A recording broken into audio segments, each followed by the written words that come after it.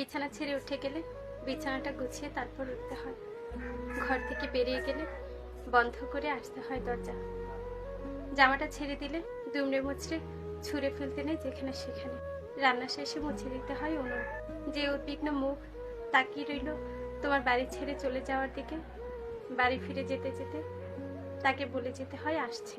আমাদেরকে শেখানো হয়েছে ছোটবেলা থেকে মানুষকে ছাড়ার ক্ষেত্রে যদিও কিছু শেখেনি মানুষ, তাই যে হাত খুব শক্ত করে ধরা হয়েছিল সে হাত ছুঁড়ে ফেলা হয় চরম অবজ্ঞায়।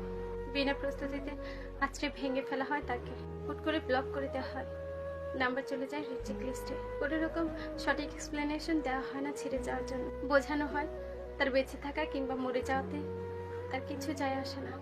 যেতে যেতে একসাথে থাকার মুহূর্তগুলোকে এতটাই তিক্ত করে তোলা হয় উল্টো দিকের মানুষটা আজীবন আফসোস করে, মানুষকে বিশ্বাস করতে ভয় পায়। অথচ মানুষ মানুষকে ছেড়ে দেওয়ার ক্ষেত্রে আর একটু সংবেদনশীল হলেও পারত।